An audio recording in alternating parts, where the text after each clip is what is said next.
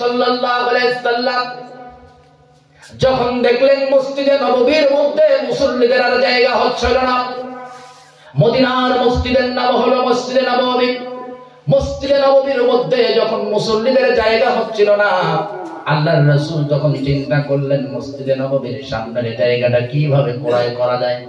কারণ মসজিদে নববীর সামনের জায়গাটা যদি ক্রয় করতে পারতো তাহলে মুসল্লিদের খানিকটা ভালো জায়গা হয়ে যেত। সুবহানাল্লাহ বলেন। কারণ দিন যত যায় মুসল্লি তত বাড়তে থাকে। সুবহানাল্লাহ কয় না? আমার বন্ধুগণ, মসজিদে নববীর সামনের জায়গাটা ছিল একজন বিধর্মী। আল্লাহর রাসূল বিধর্মীরে ডাক দিয়ে বললেন, ওগো ভাই, মসজিদে নববীর সামনের জায়গাটার মালিক তো তুমি? বলে হ্যাঁ, এই জায়গাটা আমাদের খুবই দরকার, তুমি মসজিদের জন্য এটা দান করে দাও। বলেন কি জীবন সম্ভব নয়? আচ্ছা তাহলে তুমি বিক্রি যদি করতে চাও আমরা কিনবো, বলো তো বিক্রি করবা নাকি? বলে হ্যাঁ তাহলে করবো। বলে কত টাকা? বলে এত টাকা। আল্লাহর রাসূল ওই মুহূর্তে অত টাকা দিয়ে জমিটা কিনতে পারলেন না। আল্লাহর রাসূল মসজিদে নববীর মিহরাবের মধ্যে তারা ঘোষণা দিয়ে দিলেন, মদিনার মানুষ, এমন কি কোন হৃদয়ওয়ালা মানুষ আছে নাকি রে? এমন কি কোন জান্নাতের প্রেমিক আছে নাকি রে? আল্লাহর ঘর মসজিদের সামনের জায়গাটা ক্রয় করে মসজিদে নববীর জন্য ওয়াকফ করে দিবা। দুনিয়ার কোন মানুষ যদি, মদিনার কোন মুসলমান যদি মসজিদে নববীর সামনের জায়গাটা ক্রয় করে দিয়ে মসজিদের জন্য ওয়াকফ করে দিতে পারো, আমি রাসূল ঘোষণা দিলাম ওই ব্যক্তির জন্য আল্লাহ রাব্বুল আলামিনের জান্নাত বরাদ্দ করে দেওয়া হবে। বলেন সুবহানাল্লাহ। চিৎকার মেরে বলেন না সুবহানাল্লাহ। আমার প্রাণ প্রিয় কাসারবাজি, এই ঘোষণাটা দিলেন দয়ার নবী, কিন্তু এই ঘোষণাটা শোনেন নাই হযরতে ওসমান রাদিয়াল্লাহু তাআলা আনহু।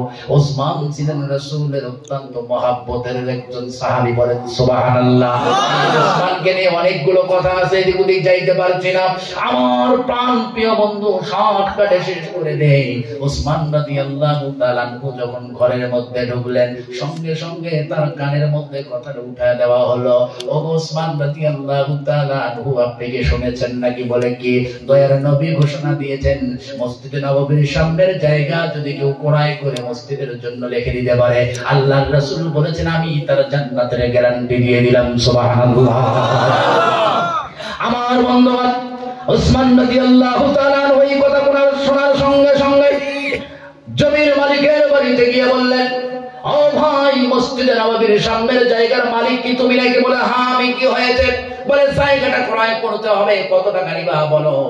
আমার বন্ধুগণ, ওসমান কিন্তু গরিব মানুষ ছিলেন না, ওসমান অনেক অনেক অনেক সম্পদের মালিক ছিলেন। বলেন সুবহানাল্লাহ। জায়গার মালিক ওসমানকে দেখে বুঝতে পারছে যে ওসমান তো মালদার বাড়ি। সুবহানাল্লাহ কয় না? ওসমানের টাকার অভাব নাই, ঘরের অভাব নাই, সম্পদের অভাব নাই। তার মানে যত টাকা চাবো জমির জন্য তত টাকাই ওসমান দিয়ে যাবে। সুবহানাল্লাহ। জায়গার মালিক বলছে হ্যাঁ বিক্রি করব, টাকা লাগবে এতগুলো। যেই টাকাটা চাওয়া হয়েছিল তৎকালীন সময়ে বাজার মূল্যের থেকে সেটা হলো 100 গুণ বেশি। সুবহানাল্লাহ কয় না? কত গুণ বেশি? 100 গুণ বেশি। আমার বন্ধুগণ, হযরত ওসমান বললেন 100 গুণ বেশি হোক আর কিছু হোক, তাড়াতাড়ি কাগজপত্র রেডি করো, জায়গা লাগবে আমার। সুবহানাল্লাহ। যত টাকাই লাগুক জায়গার দরকার। সঙ্গে সঙ্গে কাগজপত্র বের করা হলো, কাগজপত্র রেডি হয়ে গেল, টাকা পয়সা লেনদেন হয়ে গেল। কাগজপত্র নিয়ে রাত্র শেষ হওয়ার আগে দয়ার নবীর ঘরের দরজার মধ্যে গিয়ে ওসমান হাজির হয়ে গেল। সুবহানাল্লাহ বললেন। নরম সুরে ওসমান ডাক দিয়েছেন, ওগো নবীজি। আল্লাহর রাসূল কণ্ঠ শুনে বুঝতে পারছেন যে তোমার আদরের ওসমান। সুবহানাল্লাহ কয় না? দয়ার নবী দরজা খুলে বলেন, ওগো ওসমান,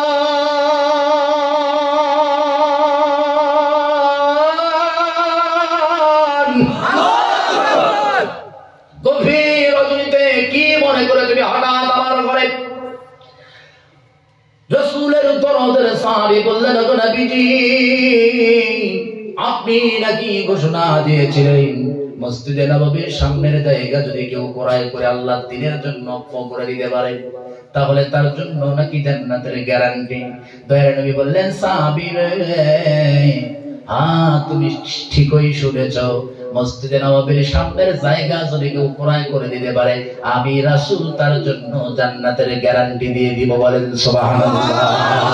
এবার ওসমান বলে, ও নবীজি,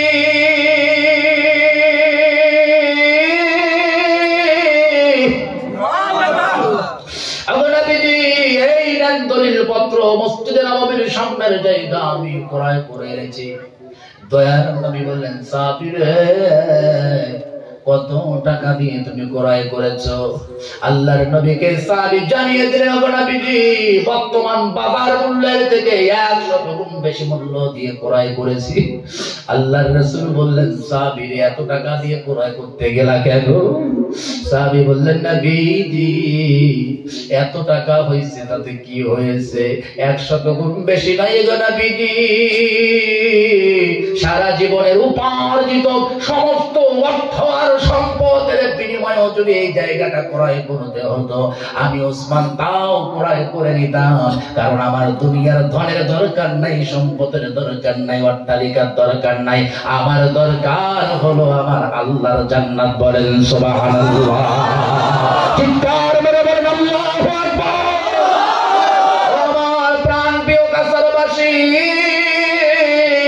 দয়ার নবী হযরত উসমানকে, রাসূলের দরদের সাহাবীকে বুকের মধ্যে জড়ায় নিয়ে, কলিজার মধ্যে ঢুকায় নিয়ে রাসূল বললেন, সাহাবী,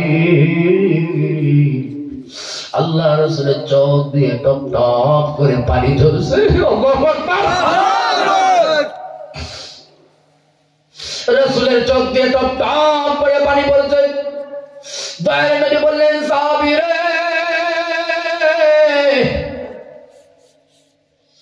আমি রাসূল আজকে উচ্চ কণ্ঠে মদিনার বুকে ঘোষণা দিয়ে যাচ্ছি,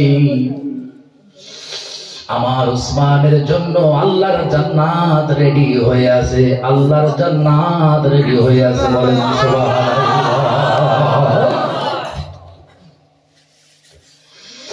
হৃদয়ে জুড়ে তোমারি প্রেম দাও প্রভু আমারে, হৃদয়ে জুড়ে তোমারি প্রেম দাও প্রভু আমারে। আমি যেন কোনদিন, আমি যেন কোনদিন ভুলি না তোমারে, হৃদয়ে জুড়ে তোমারি প্রেম দাও প্রভু আমারে, হৃদয়ে জুড়ে তোমারি প্রেম দাও প্রভু আমারে। আওয়াজ দিয়ে বলেন না আমিন। আমার বন্ধুগণ, বুঝে থাকলে বলেন তো দেখি, ওসমানের ভিতরে স্বপ্ন ছিল জান্নাতের না দুনিয়ার? জান্নাতের। বলেন কিসের? সেই জান্নাতে যাওয়ার স্বপ্ন আমাদের আছে না নাই? আরো জোরে বলেন আছে না নাই? আমার বন্ধুগণ, হযরত ওসমানের মতো ঈমানি জজবা নিয়ে কার কার আল্লাহর জান্নাতে যাওয়ার নিয়ত আছে? কেউ হাত নামায় রাখবেন না, দুটো হাত টান টান করে তুলে আজকে এই ময়দান থেকে জান্নাতে যাওয়ার আশা কাদের আছে? দুটো হাত তুলে আমার আল্লাহকে দেখা। নারে তাকবীর। উচ্চকণ্ঠে বলে লিল্লাহি তাকবীর। নারে রিসালাত। ইয়া রাসূলুল্লাহ। দিনে ইসলাম, দিনে ইসলাম। নারে তাকবীর। আমার বন্ধুগণ, জান্নাতে যাওয়ার যদি আশা থাকে, হযরত ওসমানের মতো যদি ঈমানি জজবা থেকেই থাকে, আমার বন্ধুগণ বলেন তো দেখি, যে আল্লাহ রাব্বুল আলামিন মসজিদে নববীর সামনের জায়গা ক্রয় করার বদলতে ওসমানকে জান্নাতি বানায়া দিয়েছে, ওই আল্লাহ রাব্বুল আলামিন আজও আমাদের জন্য আছে না নাই? আরো জোরে বলেন আছে না নাই? আমার বন্ধুগণ, ওই আল্লাহর জান্নাতের জায়গার মনে হয় অভাব আছে? সেই মসজিদে নববীর নামে জায়গা ক্রয় করে দেওয়ার বদলতে হযরত ওসমানকে আল্লাহ জান্নাতে ঢুকাইয়া দিয়েছেন। ওই মসজিদের জন্য অর্থ সম্পদ ব্যয় করলে আমার আল্লাহ রব্বুল আলামিন ওসমানের মতো আমাদেরকেও জান্নাত দিতে পারে কি পারে না? আসেন তো দেখি, ওসমানের মতো ঈমান আলা কয়জন ব্যক্তি এখানে আছেন? আমার বন্ধুগণ, বেশি নয় গো, বেশি নয়, মাত্র 20,000 টাকা দিবেন আল্লাহর ঘর মসজিদ বানানোর জন্য, মসজিদটার কাজের জন্য। হযরত ওসমানের মতো ঈমানি জজ্বা নিয়ে আসেন তো একজন ব্যক্তি চাই 20,000 টাকা দিবেন। মৌলবী কিন্তু এবার জায়গা মতো চলে আসছে। যতই আপনারা চিন্তা করেন না কেন, মৌলবীর ওয়াজ করবে কায়দা মতো। আমি কেন আহিলাম রে এই জামানাতে, আল্লাহ কেন আহিলাম রে। আপনাদেরকে বলছি না, কিছু মানুষ আছে তাদেরকে উদ্দেশ্য করে বলছি, রাগ করবেন? আমি কেন আহিলাম রে এই জামানাতে, আল্লাহ কেন আহিলাম রে। এই জামানার মানুষ বলার মানুষ নাহি বলে, গরু ছাগল হার মানায়া, গরু ছাগল হার মানায়া হাইনার মতো চলে। আমি কেন আহিলাম রে এই জামানাতে, আল্লাহ কেন আহিলাম রে, ও আল্লাহ কেন আহিলাম রে এই জামানাতে, আল্লাহ কেন আহিলাম রে। ঠিক কিনা? আসেন তো বন্ধু, আমার 20,000 টাকা দেবেন একজন ব্যক্তি। হযরত ওসমানের মতো ঈমানি জজবারি একজন ব্যক্তি হাত তোলেন, 20,000 টাকা হাত তোলেন। আল্লাহ তুমি দেখো তো পকেটে টাকা আছে, বাড়িতে টাকা আছে, এরপর হাত তোলেন। আল্লাহ তুমি পকেট মারির ব্যবস্থা করে দাও, আল্লাহ তুমি পকেট মারির ব্যবস্থা করে। কত টাকা?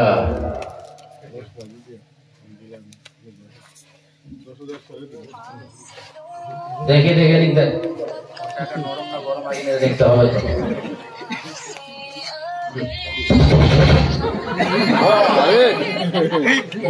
টাকা কি মনে করলেন? বাসি না, বাসি না। লিল্লাহ তাকবীর, আল্লাহু আকবার, তানবীর তানবীর, জিন্দাবাদ জিন্দাবাদ, তানবীর তানবীর, জিন্দাবাদ জিন্দাবাদ। আনোয়ারুল হোসেন, রব্বুল আলামিন আনোয়ার হোসেন তোমার গোলাম 20,000 টাকা করেছে দান। আল্লাহ তুমি মেহেরবান, কবুল করো আনোয়ার চাচার দান। ময়দানে মাহশরে জান্নাতি মেহমানদের কাতারে শামিল করে নেন, বলেন আমিন।